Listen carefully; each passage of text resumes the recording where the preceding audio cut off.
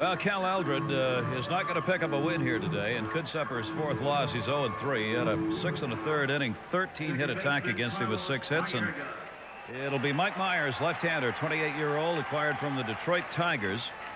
He had 88 appearances last year, 2 shy of the American League record, almost all of them in setup situations. A couple of saves and an 0-4 record last year.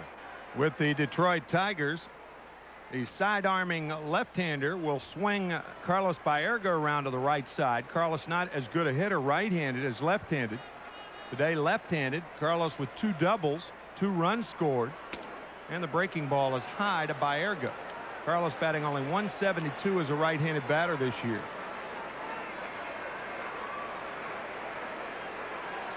If Bobby Valentine puts Olerud in motion at first base. John is not a fast runner, perhaps the slowest regular in the National League, but speed is not one of the prerequisites of the hit and run.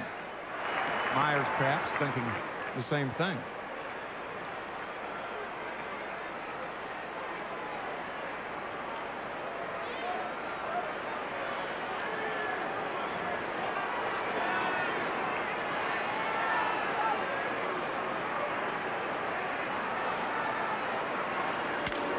This one hit to left center field and deep. Back is the left fielder. Jenkins gone. Home run Carlos Baerga. 8-3 New York.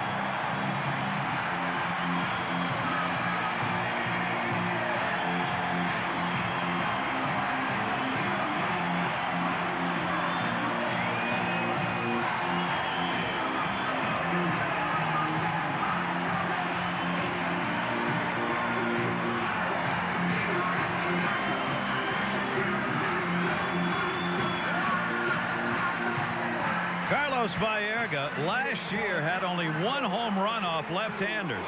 He's got 2 off them this year and 4 total. He went down and got that one and drilled it to left field. A 2-run shot for Baerga. Butch Husky now the batter. And the breaking ball in there. Butch pinch hitting for Matt Franco. Matt Franco with a good day. An RBI, a run scored, and 2 for 3.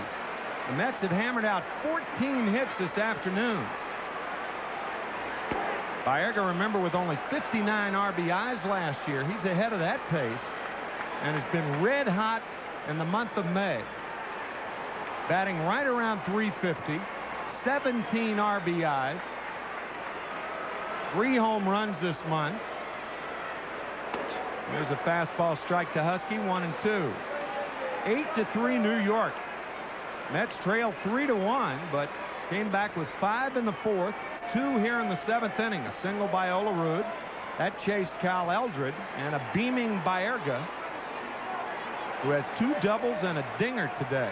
Wow. Ooh, hitting the ball hard. Husky deep to right center field.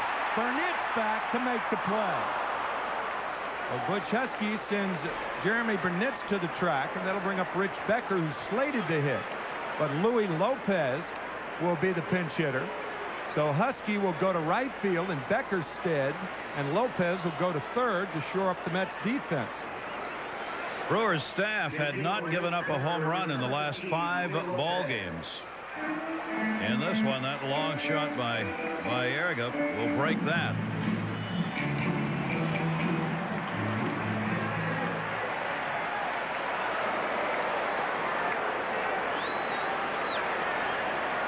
Breaking ball is outside. You look at Phil Garner, you can't help but think if the Brewers were 1 player away from, say, acquiring a guy like Piazza, and Milwaukee can't afford it. What's going to happen to the disparate situations with Major League Baseball teams? The rich and the poor and no middle class. Like society as a whole. 8-3 Mets after 7. Back after this from Omni Point.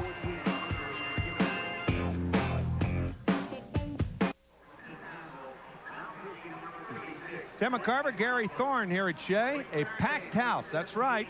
Mike Piazza influenced crowd here, seeing their Mets leading 8-3. Greg McMichael will come on for Bobby Jones. Jones very effective in this game. McMichael on.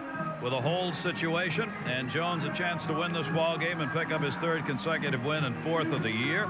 See the numbers for Greg McMichael on the season. As we predicted, Luis Lopez stays in the game. He pinch hit for Rich Becker. So he goes in at 3rd, and Butch Huskey stays in the game. It takes Becker's place in right field. Matt Franco and Rich Becker out of there. Greg McMichael in there. McMichael, of course, will have to hit in the 9-hole, but the Mets have a 5-run lead. Not worried about double switches in this situation. And Bob Hamlin comes out to pinch hit for Mike Myers, the pitcher. Hamlin with the Detroit Tigers last year. Came up with the Kansas City, or in the Kansas City system. A lot of power, and he takes a fastball inside. 1 ball, no strikes. Well, Bobby Jones continues to put up some really impressive numbers, even though with a win here it'd be 4-3. He didn't walk anybody today, struck out 6, gave up the 7 hits in 7 innings. He's keeping that hit per inning ratio down. Doing a great job. Mets are 6-4 in his starts coming into this game, but he's effective. Bring up an interesting point. A man that I learned a ton of baseball from, and a former teammate. As Hamlin takes outside, it's 3 balls and no strikes. McMichael cannot find the plate yet. Kenny Boyer was the captain of the Cardinals and the MVP in 1964 when Cardinals won the World Championship against the Yankees. There's a strike to Hamlin. Kenny used to say that one of the really quality traits about a good starting pitcher, primarily starting pitcher, was that they stay away from big innings. Ground ball to right field, and that's a base hit for Bob Hamlin. And I think that's what you're talking about with Bobby Jones. You see often that Bobby will pitch 7 innings, give up 8 hits, but the hits are spaced enough away and apart that a team does not have a chance to muster a lot of big innings against them. It seems like the home runs they come in to add on. Maybe it's not 1-0 now, it's 2-0. A lot of solo home runs. No 18 walks on the year now and 58 innings pitched. Fernando Vina. Fernando with 2 hits and 3 trips, and fouls back the fastball from McMichael. Pretty amazing, Timmy. I'm not sure anybody would have said at any point in the year the Mets would have 3 of the top 10 ERAs in the National League. They do, coming into this game. Al Leiter leads it. Masato Yoshi is 5th. And 8th is Rick Reed. Changeup is outside the Vina.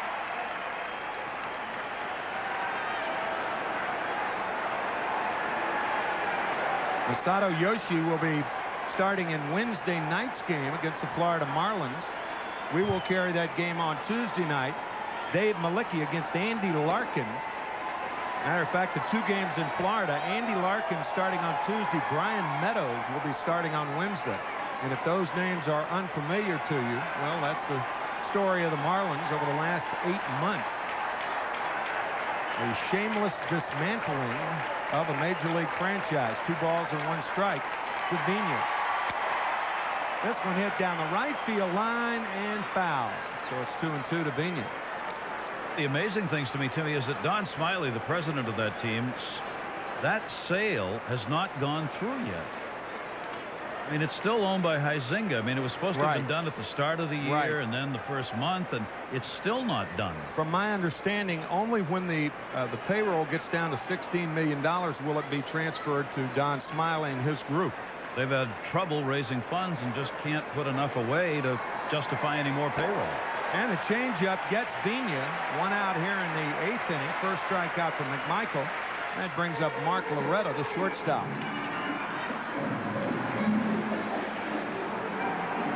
Well, you know, it seems like Huizinga has taken all the heat in this thing, and how can he do that? He's almost held the fans in the South Florida area hostage because they're not building him a ballpark. That's the reason he dismantled the club. He's stated as much. Ground ball left side and through there. So Loretta with his 2nd hit. And the Brewers with runners on at first and second, 1 out, but the Mets are up by 5 here in the 8th inning. But what about the system that allows that to happen? I mean, that to me is a question that should be solved before everybody should come down on a guy like Huizinga. And speaking of the Marlins, they won today against Pittsburgh 4-3 on a nobody beats the Wiz scoreboard. I mean, Bud Selig said he went back and had his legal team research all of the situations in baseball where trades were not allowed. Said he couldn't find any precedent to stop the Marlins from doing what they were doing. Not even 1975 and Bowie Kuhn trying to peddle players. Vida Blue, Joe Rudy. Two that I remember. I forgot the third. I think Raleigh Fingers was the third one. He said that was because those deals were all for money, where you were selling players. And they could stop that, but that they couldn't stop trades. Yeah, well, anybody, I mean, my gosh, if you don't think those trades were about money, what are you thinking about? Yeah, I mean, the contracts of Gary Sheffield, Bobby Bonilla, Jim Eisenreich, Charles Johnson in a couple of years is going to be a free agent and make a ton of money. And Mike Piazza, the reason that he was traded was because his contract was over $100 million, or asking price was over $100 million. So, I mean, you mean to tell me that because the trades in the middle 70s included money, or on money sold players only, that these trades work because of money? It's a nice out, but doesn't make much sense. Nice try. Jeremy Burnitz, 1 for 2, an RBI, his 38th of the year. And he fouls this one off. So Jeremy in the hole, 1 ball, 2 strikes here in the 8th inning. Mel Rojas, the right-hander, Dennis Cook, the left-hander.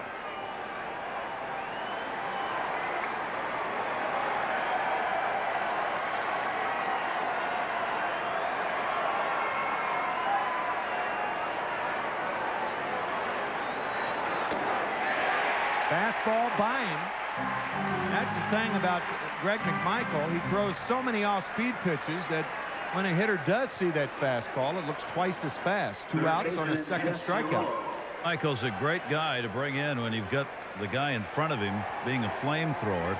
Not that Bobby Jones is that, but if you put those two things together and McMichael comes on and his changeup looks like they're going about 2 miles an hour. That's an interesting point because the Mets have a lot of different look type pitchers. Al Leiter throws a cutter inside. Yoshi has the splitter. Bobby Jones has standard equipment. Dennis Cook primarily hard stuff, most left-handers. Mel Rojas with the splitter, fastball. John Franco with the changeup tailing away. So from one pitcher to the next in a game, one of the reasons for the Mets' effectiveness as a pitching staff, they're different types of looks. That's great.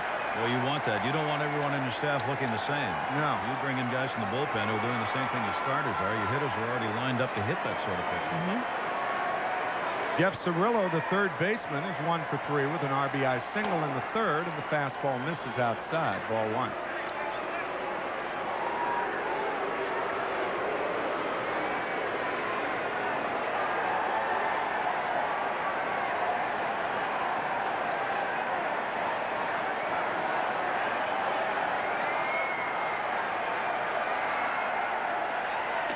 Good change up on the corner. 1-1 to Cirillo. Jeff, 29 years old, and Gary, I remember that first day we were wandering through the Milwaukee locker room. The first game, we thought he was a bat boy. I mean, he's got the youngest looking face of any 29-year-old that I've seen in a long time. Of course, there he's got his game face on, but when you see him, he's this unassuming young man with a real teenager's face. 2 balls and a strike to Cirillo. 28 years old, and he looks about 10 years younger than that. Like that.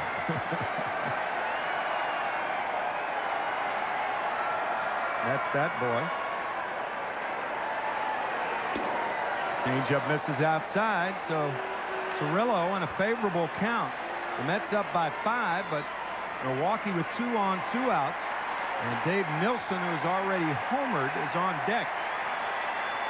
But should Cirillo get on, you know Bobby Valentine is not going to allow McMichael to pitch to Nilsson. Not with Cook warming. Grounded foul, 3-2, so that means the runners will be off. 3-2, 2 out.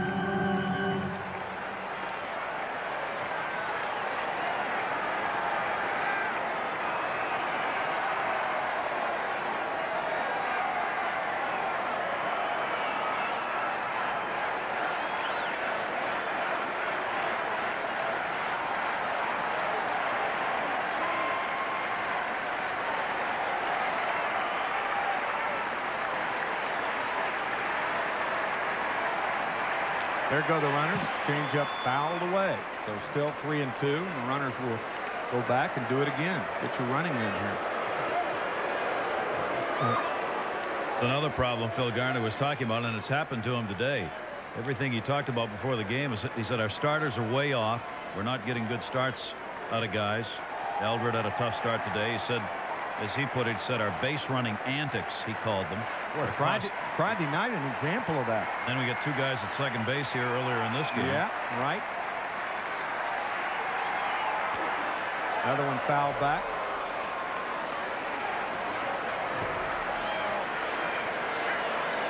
That is such a vital part of a team's offense is base running. And unfortunately, there are some major leaguers who think that their job begins and ends at home plate. I guess technically that's true, but what's in between is that lap around the bases, and you've got to know what you're doing. Phil Garner very upset with his runners. Jeremy Burnett's at fault this afternoon. Stopped at second and had the guy who got a hit behind him come right up on him at the bag and ended up being the out at the end of the inning. Jeff Cirillo had single to right field. They scored one. Had a chance for others. Ground ball toward third. Lopez cuts in front of Ordonez to make the play.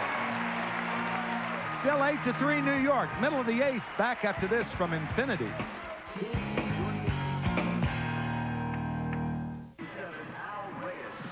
Well, the New York Mets won yesterday in the first game Mike Piazza played, and they've got a chance to win one here. Piazza's not been the story of this ball game, 1-for-4. The fans certainly have made him part of that here with all kinds of signs and big ovations for him, even when he has popped out. The Mets will see the third Milwaukee pitcher of the game. Myers worked 2/3 of an inning, giving up that home run to Carlos Baerga, charged with one of the runs that came in on the homer. And Al Reyes will come out of the bullpen. He'd been warming up earlier in the game, and he'll come on for Myers. So Milwaukee goes too deep into the pen here as we go to the bottom half of the 8th inning. And Ray Ordonez leads it off for the Mets. As you see the numbers for Al Reyes, no relation to Dennis Reyes, the left-hander who pitches for the Los Angeles Dodger organization. And the fastball to Ray Ordonez is outside, but Ray took a hack at it anyway. Ray won for 2 on the afternoon. He walked and scored a run in the 5-run 4th when the Mets took the lead, and they've been in front since. Left field, and at the distance, fouled by about 4 feet. So Ray Ordonez flirting with his second major league home run. He had one last year. That's his kind of pitch. He loves going after those pitches that are up and oftentimes out of the strike zone. And that time he was able to get around on that. It looked like some kind of an off-speed pitch Reyes threw him that time. Kind of hung that one. Looked like a splitter, didn't it? Yeah, it didn't do anything. Stayed right up there, and you see him double clutch and got around on it with foul ball. Similar pitch, and Ordonez down on strikes. So a pinch hitter for the pitcher, Greg McMichael. It's Jim Tatum. Greg McMichael giving up 2 hits, allowing no runs, striking out 2. And since there's a break in the action, ought to be a great time to break for the great taste of Bud Light. It's a big hit with fans everywhere because it won't fill you up and never let you down. So make it a Bud Light. Jim Tatum takes a slider for a strike from Reyes.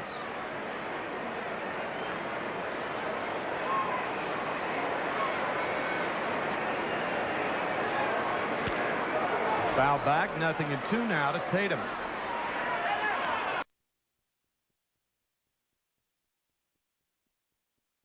Major League dugout, the floors of a dugout, disgusting at the end of 8 innings. That's normal. Don't walk barefoot. No, no. That's why they have spikes. Keep it above everything. to be on stilts. 1 ball, 2 strikes to Tatum. Everybody in the Mets lineup had at least 1 hit today in the starters, including Bobby Jones, who got his first 2 hits of the season.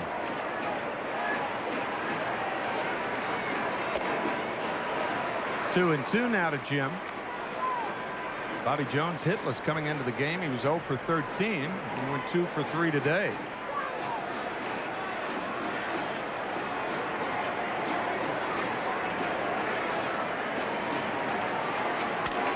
Ground ball towards short. Backhanded nicely by Loretta. And he throws to first, and missing the tag was Dave Nilsson.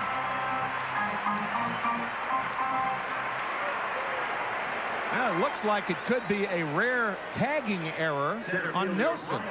Take a look here at the throw made by Loretta. Pulls Nielsen off the bag, but he had the runner well in front of him.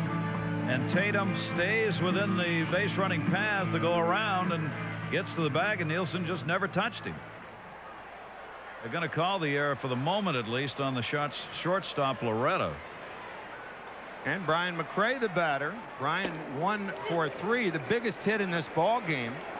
The double that plated 3 runs with the bases loaded and 1 out in the 4th inning. That was a big hit in that inning and ball game. Brian with 12 doubles on the year, and he hits this one down the right field line, but just foul. I mean, Nilsson, when you think about it, he had time to make the tag. It's rare that an infielder would get an error on a tag play, but it seemed like the shortstop Loretta got the ball to Dave in time, but nifty piece of base running by Tatum to avoid the tag.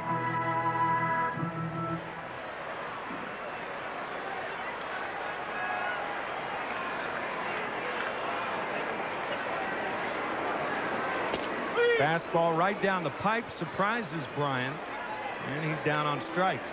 So that'll bring up Bernard Gilkey. Bernard with a good day. He's 2 for 4 with an RBI double in the 4th. Bernard Gilkey. Second strikeout for Reyes.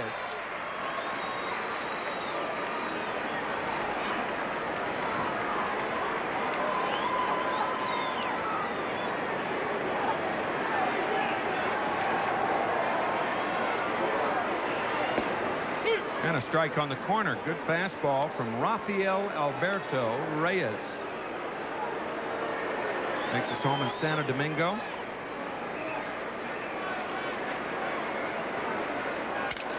Hammered to left center field.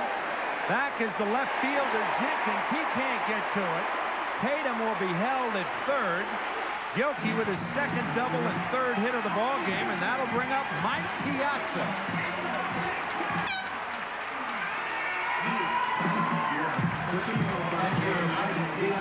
Bernard's been taking extra batting practice as he had a 2 for 15 on the homestand coming into this game, and it clearly paid off. 3-hit day for Bernard Gilkey with 2 doubles, a single, and an RBI. He lifted that one into that power alley in left center.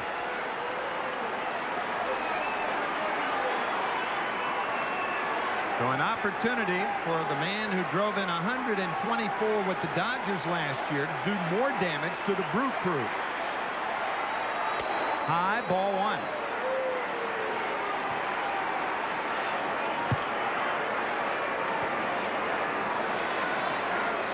Mike 1 for 4 on the afternoon, 2 for 8 with the Mets. He had an RBI double in yesterday's game.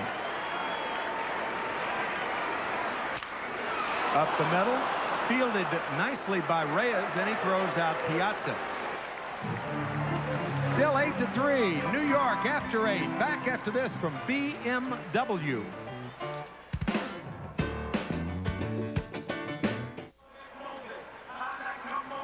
Mel Rojas will come on and try and complete this game for the New York Mets. Bobby Jones would get the winner, and if he can do that with the Mets on top 8-3.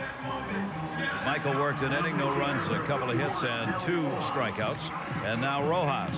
Mel last appeared 4 days ago against Cincinnati, worked an inning.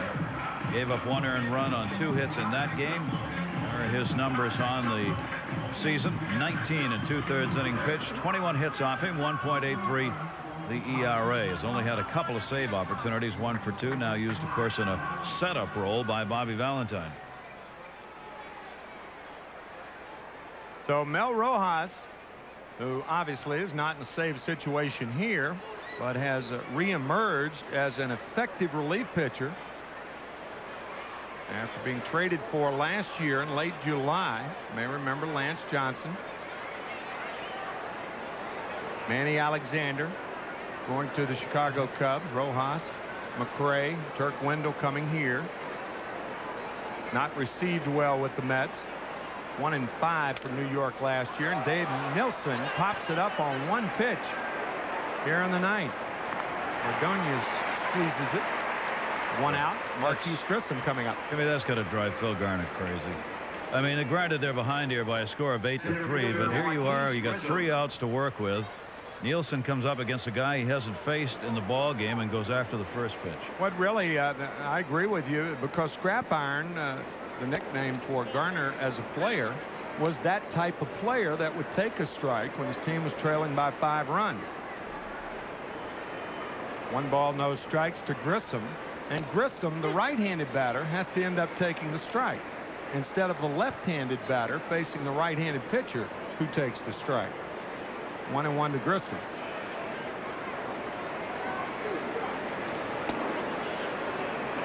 Ball 2, 2 balls and a strike to Marquise.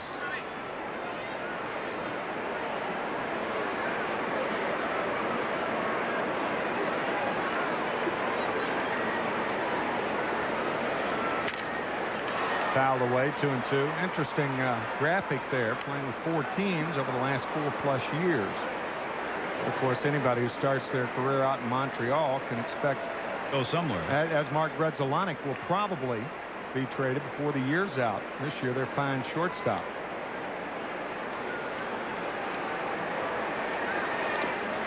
Splitter is low.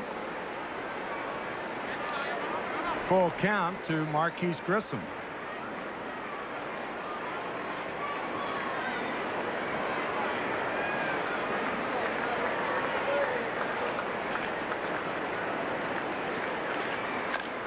High chopper. Lopez will have to hurry, and in trying to do so, drop the ball. It'll be an infield hit for Grissom. No chance to get Marquise unless you make a very, very quick-handed play. Either have to barehand that ball, or you got to get it out of your gloves almost before you get it, and that's what Lopez tried to do. It is an infield single picked up by Marquise Grissom. Lopez has got really quick hands, so if he can't do that down there, it's probably not going to get done.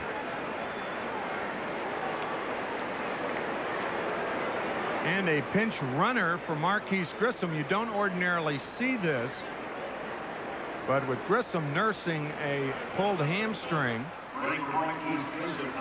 Eric Owens comes in to pinch run in this 5-run ball game. So Garner does not want further damage to be done to Grissom. Here's Jeff Jenkins, the left fielder. Line drive, speared by Ordonez. Looked at first, but no way you're going to double off anybody since the Brewers trail by 5. 2 outs here in the 9th. Ordonez had to come back the other way. They put the shift on that time on Jenkins. Moved him way over towards second base. See Ordonez in your picture there at the bottom. If he isn't moved over that way, though, he wouldn't even make that play. That'd be a base hit. Like Jenkins hit that ball with a shovel. Broke the bat on it, too. Or the shovel. 2 inches off the line, or off the ground. Mike Matheny is 0 for 3. And it's 0-1 to Matheny. The Mets need 1 more out, and Bobby Jones will win his 4th game of the year, and Mike Piazza will be 2-0 as a Met.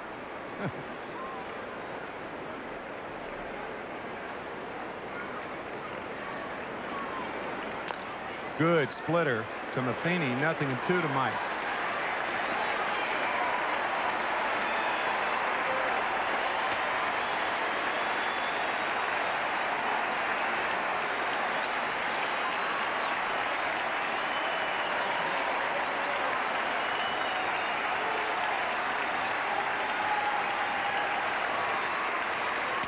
Swing, and the Mets got him, and that closes out the Brewers.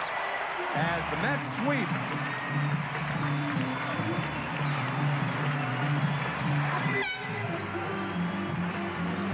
Mets have an off day tomorrow, and then they head to Florida for a couple of games down there. 3 in Philly, 3 in Pittsburgh, and then 3 in Boston. They return in a couple of weeks. First time this season the Milwaukee Brewers have been swept in a series, and for the New York Mets, a very successful homestand, 6-1. The bats came alive for them, and it all went wrong for Phil Garner. The Mets will take it. An 8-3 win to wrap up the sweep of the Brewers. Bobby Jones the winner. Cal Eldred is 0-4 now, and we'll be right back with some of the wrap right after this from Audi.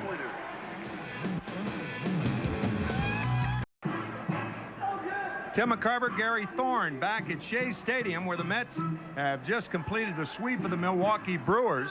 First time this year that the Brew Crew has been swept, as Gary said, and altogether a terrific homestand for New York. Well, Timmy, they're doing what clubs do when you win, and that's everybody's getting their job done here. The New York Mets bats have come alive during this homestand. They struggle on the road to score. The Mets starting staff has been strong all season long, and they've continued to do that. Bobby Jones, another excellent outing here today for the Mets. The bullpen has come through when they've needed them in hold situations here.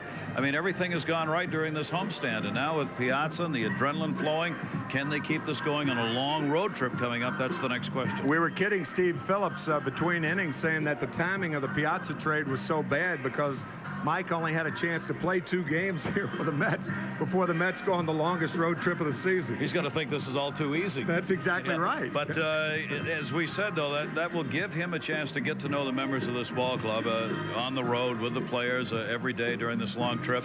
Chance to get acquainted also with the pitching staff and work with Bobby Valentine and the coaching staff on those defensive plays that we've talked about all year, because Bobby Valentine has instituted so many defensive variations for the Mets this season. It's going to take a while for Piazza to get used to that, and generally it's that job, that catcher's job, to start all of those defensive plays going. He relays a lot of signs to the infielders, so Piazza's got some catching up at homework to do in that department. Normally you would think about the pitching staff of the Mets with 3 out of the top 10 in the earned run average, and I don't think you can discount that at all. You touched on how important the Mets starters have been, and when was the last time that a team had a big inning against a Mets starter? It's almost non-existent. Yeah, that's not happening, so that obviously is always going to keep you in games. Right. And as a result of that, if the Mets bats can get going and be consistent again, then you're going to win ball games, and they did in the homestand. Well, they got going today with 15 hits, and our play of the game,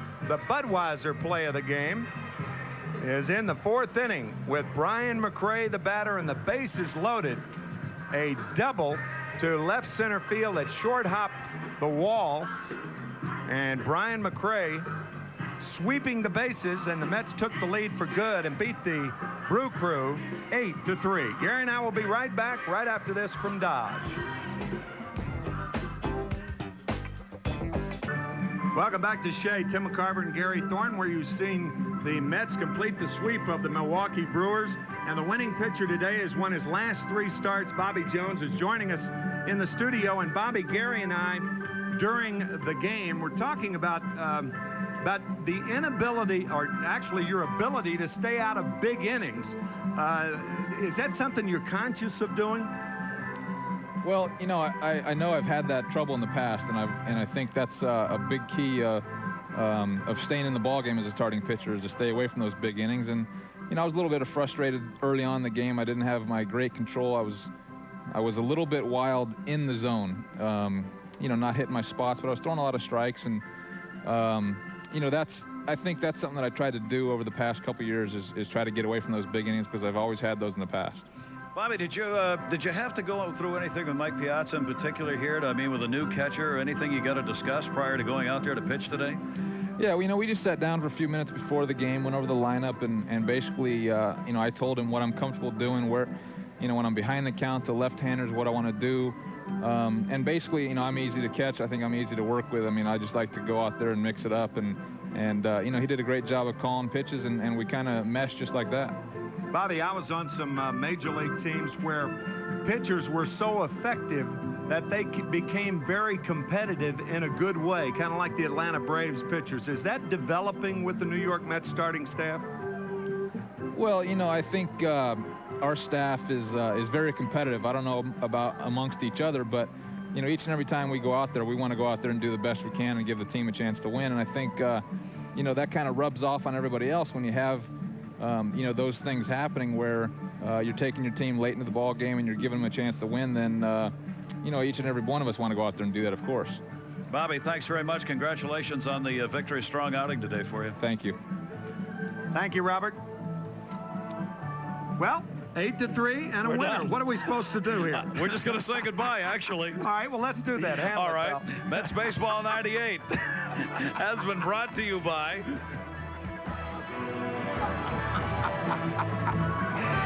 Jeep and Eagle. There's only one Jeep, and it's at your tri-state Jeep and Eagle dealer. By OmniPoint, 100% digital, 0% hassle. Call 1-800-BUY-OMNI. By Seagate, information the way you want it, preferably on time. And by Ford, expect more, get more. Let your tri-state quality Ford dealer show you why there's more to afford.